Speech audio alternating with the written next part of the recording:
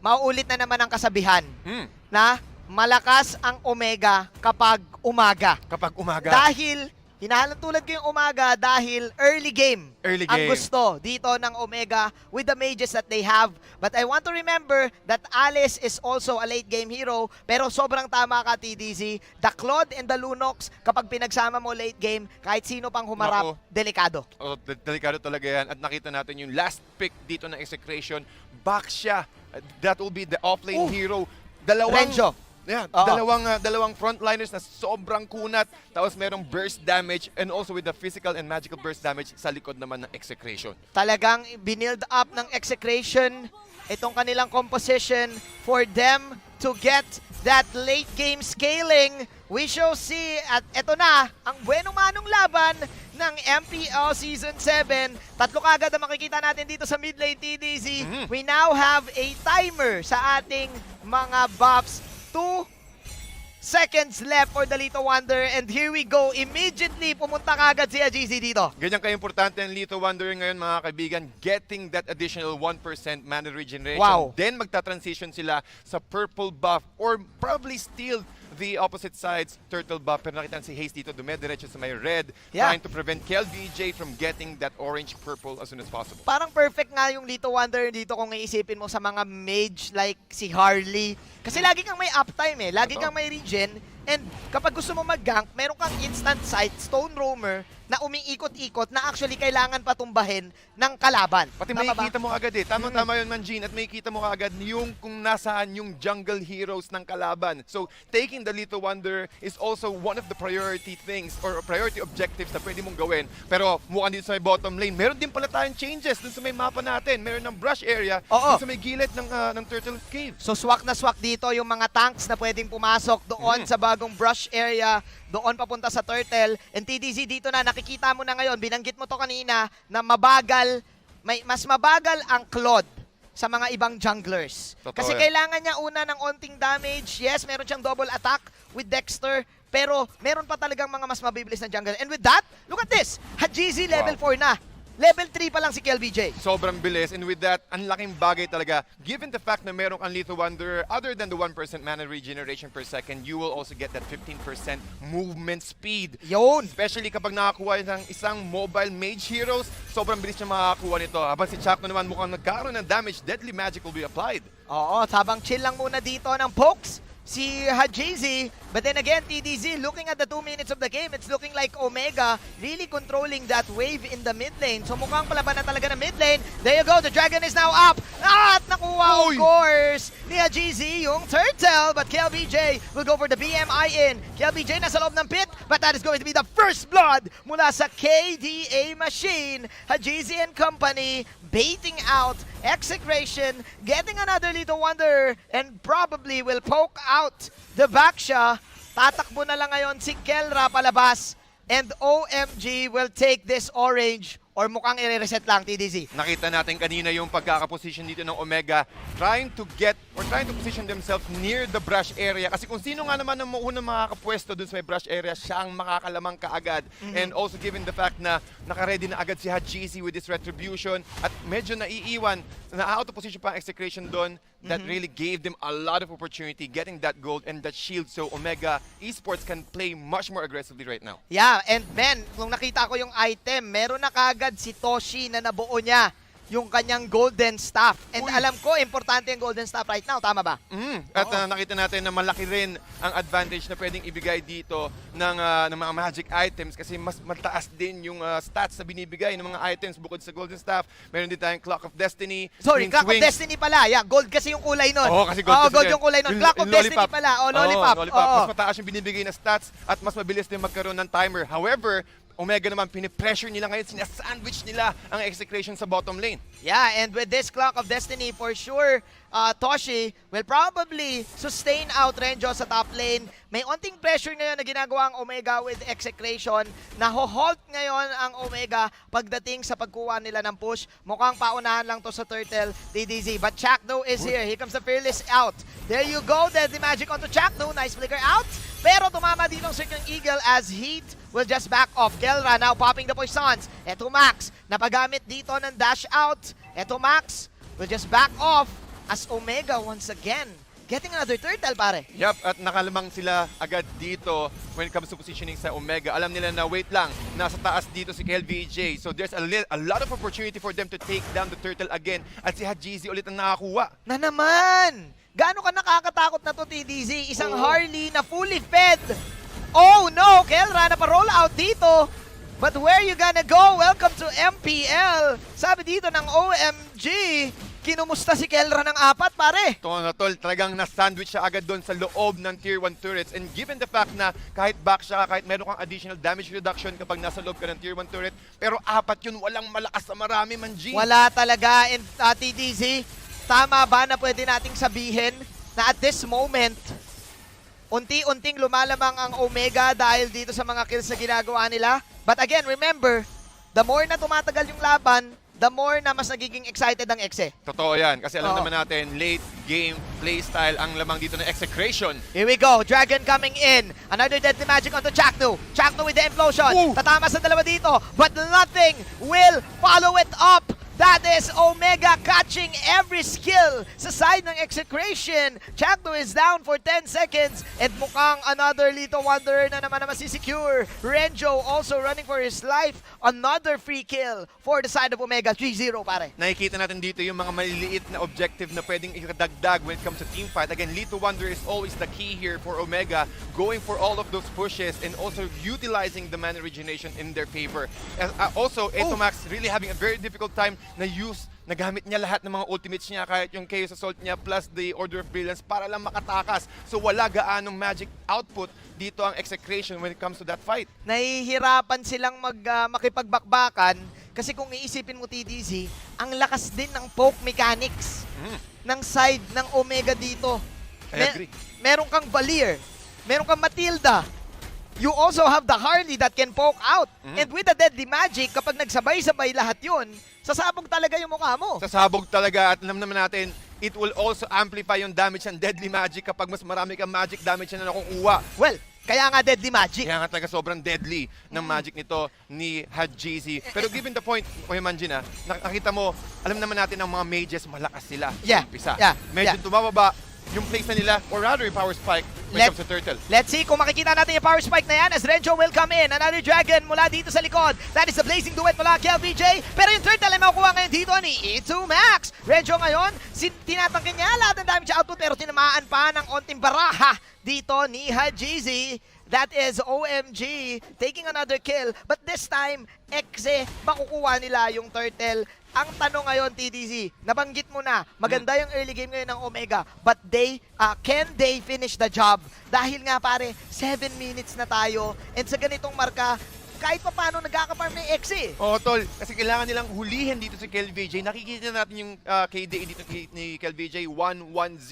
At hindi na-check dito ng Omega si KLVJ. At alam naman natin, sabi mo kanina, na si Claude and also si Lunox, kapag tumagal, mas masakit yung damage. At tingin ko, tol, hindi enough yung tankiness dito ni Yuzong para maging frontlines once na umabot tayo ng more than 18 minutes or once umabot tayo ng late game. So yung tingin ko magiging problema dito ng Omega kapag hindi nila natapos itong laro nito as early as possible. And I think ang dilemma dito ng Omega, pare, hindi rin sila nagbe-build pa masyado ng defensive items. Leaning forward sila dito, I think, sa damage output nila. Nagme-make sense yung lineup ng Omega dito. I think Heat is opting to go for that Matilda tank. And ang ganda rin kasi dito ng push strat ng isang Valier ni Hayes. So talagang makikita natin ngayon na hindi makalapit ang side ng Execration. Deadly Magic coming in kay Kelra ngayon. KLBJ nag-aabang dito. Kelra soaking a lot of magic damage. Kamuntikan pa nga siya.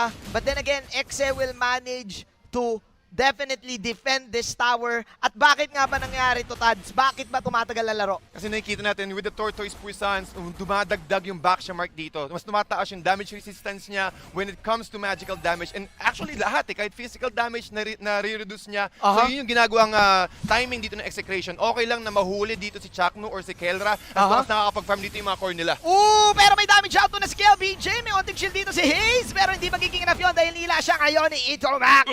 Pero sabi ni ni Itomax, siya na lang daw muna magiging sacrificial lamb para dito sa side ng Execration. Haze and Itomax down for 20 seconds, but it's still OMG pressuring the mid lane right now. Flowing blood coming in para kay Toshi dito. TDZ, nakakatakot na. Si KLBJ, mage lahat sa OMG. Yes, ang hirap niyong ma-penetrate, pero kapag tumama yung Blazing Duet, nako, aaray ka talaga. Masakit talaga. Kitang-kita mo lang yung items dito. Meron siyang Demon Hunter Sword plus the Golden Staff. Pero mukhang umaatake ngayon ang OMG, trying to control the turtle area. Here we go. Dragon coming in. Chakno Pulado ngayon, but Kelra now chasing a GZ. The KDA machine running away, but you cannot run away from the king. KLBJ, BMI out. May nakapula sa Lord dito. Napalaban na lang. Si Paquito ngayon na mawawala, but 3 heroes are now down para sa side ng Omega. Oh no! Is this the late game curse na sinasabi mo, TDZ? No. And look at Kelra. Wini-welcome nyo pala ako ngayon sa MPL. Wini-welcome ko kayo ngayon sa sarili ko. Execration will tie up the game. 6-6 at sila na lamang sa gold. Gene, nakita naman natin kung gaano kalakas dito ang impact na kapag nakakuha agad ng 2 core item dito si KLVJ, meron siyang Raptor Machete, kakakuha lang din ng Queen Swings dito ni Curtizy, but nakita natin nag-rip out ka agad siya, hindi enough yung damage, wala pa doon si Etomax with the Chaos Assault Bolts. So tingin ko, Omega, they need to play it patiently. Play by the current scenario. Ngayon, nagpo-push na yung Lords at yung Super Minions is parating na. So, they need to play it safe. They need to play it defensively right now. Yeah, grabe, no? With the snap. Ganun kabilis. Nabaliktad kagad yung laban. And I think, papasok din dito yung binanggit mo kanina eh. Yes, mataas yung damage dito ng OMG, pero hindi kasi ito yung biglaang damage. Magbibigla ang damage lang kapag tumama yung Deadly Magic. Totoo yan. Pero kapag wala yun, tapos nasa-soak out din naman ni Kelra, parang baliwala din. Indeed. At nakikita natin dito, wala sila gaanong physical damage sa side ng Omega. At ngayon, Execration, ngayon ang kumakatok dito sa loob, sa taas. At kasabay nila yung Lord na kumakatok din sa may tier 3 turret sa may taas. Here we go. The tower is now down. Execration now going towards the mid lane. Another Dragon para kay Curtizy dito. Napalabas na lang si Narenjo. There you go. May stun mula kay Toshi dito. Pero yung camera natin ay naka-kill BJ. In-attack siya ni Heat dito. Dalawang magkabilang clash na nangyayaring laban. Chakno also falling low as KLBJ and company will just run away. Buhay ang Execration doon sa defensive movements ng OMG. And look at that XP swing. Look at that gold swing, TDZ. Isang Lord take lang ang katapat para mag-swing ka agad ang net worth sa favor ng Execration. At nakita natin kanina yung playstyle ng Execration, nilalaro lang nila lahat ng damage output ng Omega. At dalawa kasi yung tumatangke sa kanila eh. Meron sila kay Chakno, meron din kay Kelra. So kapag naubos na, kapag nagamit na lahat ng ultimates dito ng OMG, doon sila aatake. Biruin mo, no, si Kelra na napakaliit, si Chakno na napakaliit din, sila pa yung gumagangster. Sila pa yung tumatangke. Dito kay na Heat, dito kay na Haze. And ngayon, dahil doon, nagkakaroon sila ng kalamangan. Curtizy, kalate ang buhay dito. And again, Kelra, Renjo also joining the fray. 6-6. Mag-aabol ngayon si Renjo ng gigil. Kaya GZ, pero mukhang iiwanan niya na lang si GZ dito. Oh no, hindi nila papaback. Hindi nila ipapaback si GZ. Nako. Oh no, this is looking bad! Where are you going? Clap, clap, clap! Say hello to Kelra! Nahuli si KDA Machine! Pero tol, nahuli din si KLVJ doon sa may skirmish sa middle lane. Oh no, 40 seconds na wala si KLVJ. So ito nga ba ang hinihintay ng Omega para makahanap ulit ng isa pang swing? Wow, dalawang swing! Nag-swap lang! Nag-swap lang! Yung dalawang junglers dito, yung dalawang bida sa OMG and Execration. But man, what a chase down mula sa Exedon. But KLBJ, masyado ata niya ring tinignan yung nangyari doon sa kabila to the point na pati siya nahuli. So still TDZ, is still an even ball game. Pero nako, mukhang tumatagilid nga pala ang OMG. At talagang naghahanap ulit ng isa pang magandang opportunity dito ang Omega. Nakikita natin ang turret counts dito. Meron pang tier 2 turrets on side ng Execration. So there's still a lot of opportunity na makakuha ulit ng additional gold dito ang Omega. But look at the items of a GZ here. Holy Crystal, Calamity Reaper, Feather of Heaven. At tingin ko kukuha pa siya ng isa pang core item dito. Ang kailangan lang nilang i-focus is maghanap sila ng opening nawala si Chakno at wala si Kelra para ma-burst out nila si KLVJ ulit. Kasi nakita natin, nung nawala si KLVJ, medyo naging passive dito yung galawan ng Execration. Yeah. They're playing around the brushes para makahuli sila ng isa pang character, ng isa pang hero from Omega. Kasi kung iisipin mo na kay KLBJ lahat ng damage output Yes, may damage Ito Max, pero yung AOE na burst, lahat na kay Kel Lahat na kay Parang Kel set talaga. up ang kay Ito Max, set up ang kay Renjo. Kung isipin mo ngayon sa OMG, they need to position themselves right. Kailangan din nila ng magandang kuha dito or probably pick off dito ng dalawang heroes. So we shall see as both of the teams now dancing with the Lord. Here we go. Nagkakaroon ng onting pokes dito. Pulado ngayon si Heat. That is the mortality. Heat ang magiging main target dito. Heat, circling Eagle. Heat, will he go down? Yes. Naku po. 4 on 5. Execration right now, hoping to get this free Lord. And oh no, mispositioning ata yun para sa side ng Omega, pare. I agree, tol. Tagang naiwan dito si Heat. Hindi tinantanan ng Execration. Kailangan agad mahuli natin to si Heat dito. Kasi with the additional gold or with the additional shield that he can provide, that will completely shut down the sustainability of Omega. Speaking of sustain, kaya ma-out-sustain ni Curtisi ang damage output ni KLBJ! Nag-proc pa nga dito yung killing spree. And look at Kelra! Hindi nyo mapatay! At si KLBJ, uubusin na daw sila. BMI in, sabay orange buff pa, sabay sabi ni Kel, ay wagon, tatapusin na natin. Anong accident? The king is here. Execration getting game number 1. Malupit na mind games ang pinakita sa atin ng dalawang teams sa board. Yeah. At kapag tumama ka sa gilid, that's 90% slow. And that is enough for Execration or si KLVJ na makahabol using his sling. This is interesting. Execration with the sustained burst. I think gumawa sila ng risk dito with the Ling. But you have Omega Esports with that last pick, Hayabusa. This is classic Omega we're seeing, TDZ. You also have the Uranus na nagbabalik. Is it Season 3? Ay, Season 5? Parang ganun yung feeling no? Season 5 ba ngayon? Mas meron pang Hayabusa ulit. And also yung Uranus talaga, gusto ko makita kung ano ang performance dito ni Uranus when it comes to this current matchup from Execration. Pero tol, Manjin, tingin ko dito ang Omega Esports, they're heavily relying on ganking and pick-offs. Since most of their heroes are really good kapag sa mga solo heroes. It's all about the pick-offs for OMG. And you have the 5v5 Royal Rumble capabilities para dito sa side ng Execration. It is the debut of this hero. Eve is now in MPL. And here we go. Paunahan na naman sa wave clear, TDZ. But look at this.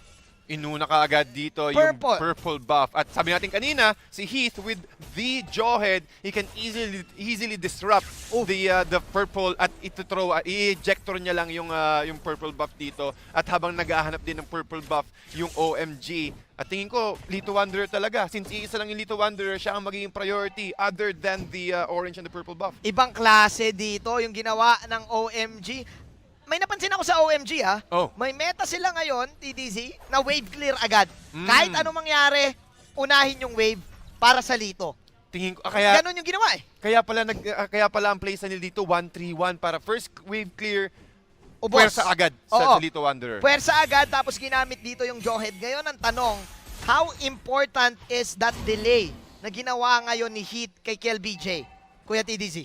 Tingin ko dito napakalaking bagay kasi madi-disable mo kaagad si KLVJ moving around the area, but I think he was successful taking it in. Yeah. Pero may iiwan siya sa level. KLVJ, he just hit his level 4 and compared with the solo pressure na pwedeng ibigay dito ng OMG, that is already enough. Hajizi also got his level 4, so meron agad silang vision kung nasan si KLVJ. And look at the minimap, Kuya Manjin. Ano yun? Pressure kaagad ng OMG, lahat, almost yung pwestuhan dito ng OMG, dalawa sa middle lane, dalawa sa bottom lane, because after using the Mountain Shocker, meron silang idea kung nasan si Kel. Alam nila, no? So talagang tinitignan ngayon ng Omega si Kel. Actually, ako tumitingin ako ngayon kay Heat, kasi eventually kapag meron ka talagang Jawhead in your lineup, gusto mo na makakuha ka ng vision. Gusto mo na makakuha ka ng scout para alam mo kung saan magpa-farm yung mga kalaban mo. There you go. That's ejector for the Eve!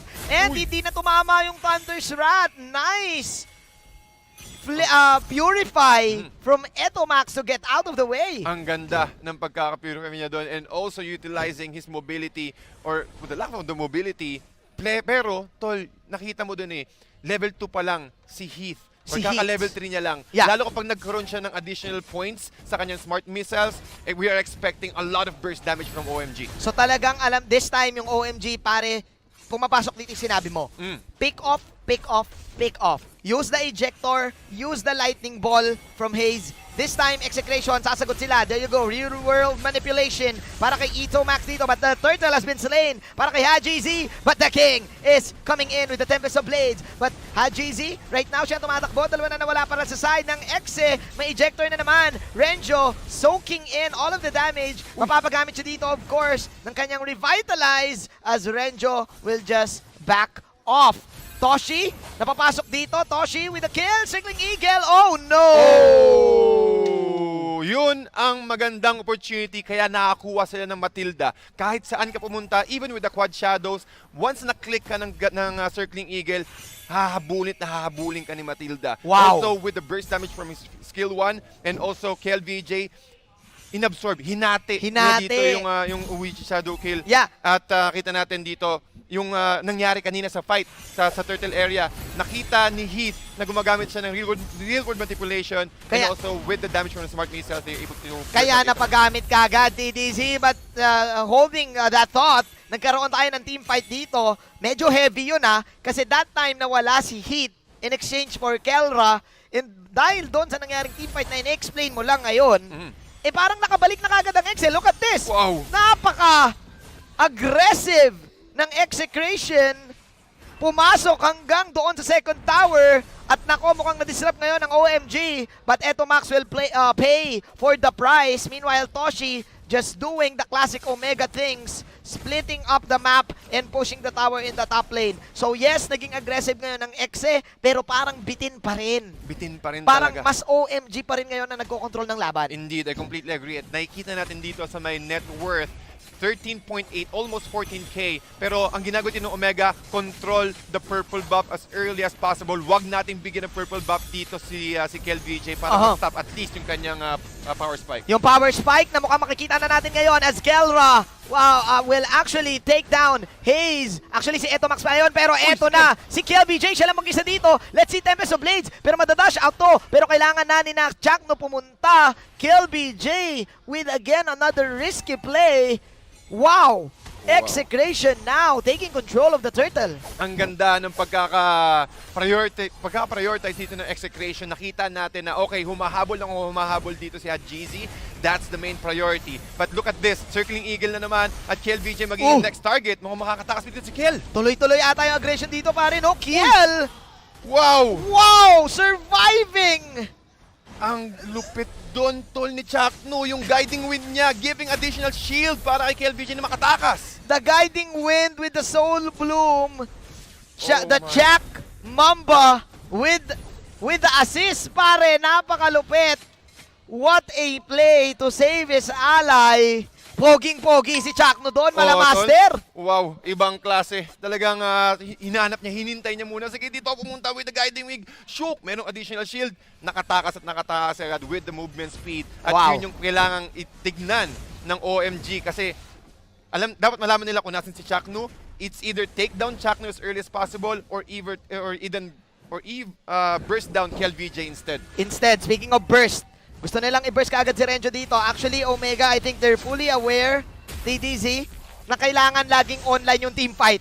Hindi pwedeng nagpapahinga yung team fight nila as KLVJ is now falling low. And men, I think nakaligtaan na rin natin pag-usapan. Yes, maganda yung pinapakita ng Exe dito. But look at Kurt TZ right now. The Uranus with 0 deaths. Wow. TDZ, tinanong kita kanina kung nagbabalik na ba yung hero na to. Mukhang sinasabi ng Omega, oo. Tol, kaya.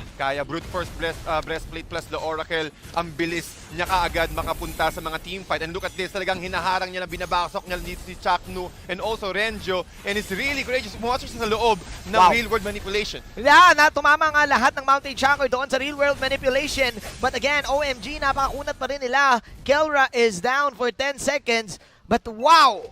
Oh, men, ang aksyon ng laban na to, hindi ko na malaman kung saan ako titingin. Ang tinitignan ko na lang, sino ba nakakuha ng tamang trade? Sino ba nakakuha ng mas magandang trade? And I think, halos lahat napupunta sa Omega eh. Lahat, I completely agree sa positioning, sa trade-ups, sa prioritization ng mga heroes na tinatarget nila, kuhang-kuha dito ng OMG. But we need to keep in mind, Execration, na kapag si KLVJ nakahanap ng isa pang core item on top of the Demon Hunter Sword, mas mahihirapan dito ang Omega pag tumapat na naman tayo sa late game.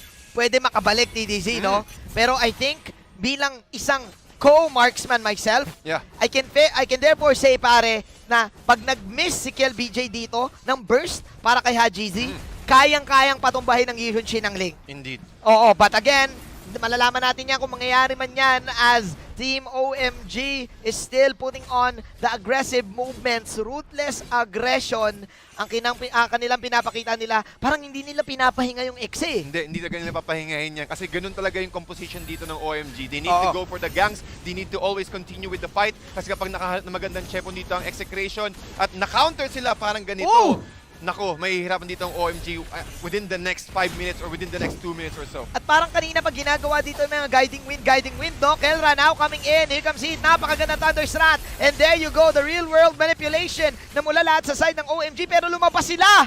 Nako. Lumabas sila dun sa chessboard, tol! Tol, hindi talaga nila kailangan makipaglaban dun sa loob ng chessboard kasi kapag nandun sila with the counts from Etomax's ultimate, mauubos sila doon. Kapag in-swipe mo kasi yun, tol, yung real world, slow. Super slow yun eh. Tapos yung Kumbaga- pag mo naman, damage na napakasakit. Kumbaga kung ihalin tulad mo sa totoong buhay, yun yung mga tropang kagawad na nakalinya. Nakalinya. Naglalagay dito ng caution, lockdown kami. Pero sabi ng OMG, hindi. Lalabas kami. Lalabas kami. Hindi kami pwede mag-stay dyan. Hindi kami pwede mag-quarantine dyan. Naka-box out dun, tol. Oo. Nako, yun ang nagiging playstyle dito ng Execration. And look at the items here, ladies and gentlemen. Enchanted Talisman para kay Kelra. At si Kelra ang hero na di natin gaano napapansin. Oo, sumasakit na din ha. Sumasakit na Ang rin. sinasabi mo pala dito, TDZ, yes, may death si Kelra dito, but that is an Alice. So, ibig sabihin dito, TDZ, ang gusto ng Exe is doon mangyari yung laban sa loob ng manipulation na yon. Totoo. Kasi gusto nila tabi-tabi sila. Totoo yan. At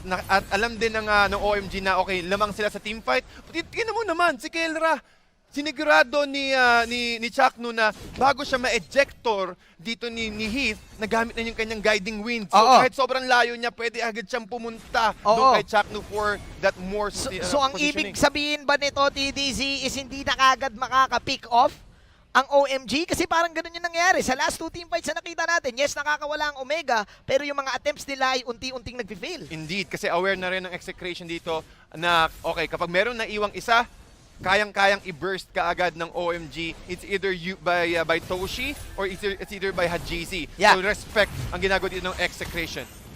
Respeto, Ricardo. Sama-sama puwersa. There you go! Real world manipulation sa bayong Vlad Odd sa loob! Kelra, ladies and gentlemen, with the Vlad Odd. Nako, Toshi ngayon ang magiging main target. Kelra, inaabot siya. Oh, flowing blood. And sabay second skill. Toshi na paggamit na ng blades. Pero nakuryente na nga. Oh no! 2 heroes are now down for OMG. Kelra also, kakamagit mo lang, Tads. Flowing blood in. Double kill na rin. Mounting Shakarino. Mapapatumba si Kelra, but still, tatlo na yung napatumba. 10-10 is the scoreline. Lamang ang OMG. We have ourselves a great ball game, TDZ. Indeed. At nakita naman natin, Hajizi, unti-unti na siyang nakakaroon ng kanyang items. Endless battle pickup for this guy. 215 ang kanyang KDA. And also BOD. So masakit na talaga ang damage dito. Especially using the passive, the Heavenly Bow. Kapag nakahanap siya ng magandang positioning dito, it's kahit si KLVJ, kailangan niya laging gamitin or keep in mind kung bago niya gagamitin kanyang ultimate to get out of the fight. So parang parang double-sided coin yan eh. It's either gagamitin mo yung ultimate mo pang aggressive para mahuli si Hajizi. Pero after using your ultimate, you need to make sure na mapapatay mo si Hajizi in a burst. Yeah, ang hirap din kasi sa isang Alice, maghihintay ka ng damage eh. Hindi mo minsan, hindi mo calculated eh. Totoo. Kung i-tap mo eh, alam mo lang magsusurvive ka, but GZ magsusurvive pa ba siya dito? Mukhang hindi na. Naku po, tinamaan pa nga siya dito ng Void Blast. Oh no! Kelra and company now owning OMG. Dalawa na wala sa side ng OMG. There you go, na super slow pa nga. But Toshi from the back. Naku! There you go. Napalaban pa. Renjo magiging main target. Nasa loob ngayon ng Execration. Can Toshi do it? Oh no, Kelra and Mpl-Ph, the double K connection is here. Execration will wipe out Omega. Nakita natin yung positioning dito ng Execration. Magaling silang pumili ng fight. Nakita nila na maganda yung pagkakalagay dito ng real-world manipulation ni Etomax, and that gave them a lot of opportunity. And I saw them earlier na may nakakuha siya ng Ice Queen 1 to slow them down. And TDZ tapos ata. Nako! Tapos ata. Nako! Kelra and Kiel, ladies and gentlemen. Kalahati dito ngayon ang base. At ngayon napalaban pa ang OMG. Kamuntikan pa. At sa wakas nakita na natin the debut ng bagong partnership. Kaibigan TDZ. Nako. Kelra and Kiel. What a combo. Pakagandang movement dito. The Kelra and Mpl-Ph connection. Talagang alam nila kung sino ipa-prioritize nila when it comes to that fight. But again, another fight na naman. Umalis ka agad ang OMG sa real-world manipulation. Nahihirapan sila sa slow nun eh. Oo, man. At talagang nakikita mo naman, si Mpl-Ph umaatake na naman. Oh! Able to take down the Jawhead out of the play. 2-for-1 exchange. Ibang klase pare, the sustain. And now nag-overstay ang OMG, nag-overchase sila. Execration. Again, another late game winning situation na pwedeng mangyari dito. Tatlong hero ngayon ang buhay sa side ng OMG, pero may revitalize dito ngayon ng side ng Exe. Toshi, he wants to target Chaknu. Chaknu with the circling eagle in. Matatarget si Toshi dito. Soul Bloom coming in. Toshi, oh my glove. Naging super sacrifice na lang para lang ma-distract ang Execration, pero mukhang hindi mangyayari yun, TDC, dahil makatuloy pa rin ang Lord Dance natin. Heat right now. There you go, may ma-ejector siya. Pumasok mo lang si Kurt dito. The Uranus, but the Lord will go in the hands of the King. Kelra, papasok na naman. There you have it. Hajizi Polado, at mukhang tapos na. TDC ang laban. Heat na palaban pa. But then again, Kurt, can he manage to survive this? Mukhang hindi. At ang sakit talaga ng damage dito ng Execration. 4-for-2 exchange. Nakita natin yung fight dito. Again, with the real-world manipulation plus the ultimate here from Mpl-Ph. Huling-huli ka agad. Tinanggal agad nila si Heat out of the picture. At dun sila naging confident na okay, sige, atin to. Walang unstoppable force, walang ejector. Nakakagalaw agad si Kelra. And also with the mobility na binibigay dito ni Chaknu, mas mabilis mag-reposition dito yung Execration. And that's, I think, the reason why they won that fight. At mukhang it's game. TDZ, it is Execration with a 2-0 debut dito sa MPL Season 7. Wow, tol, Execration sobrang init.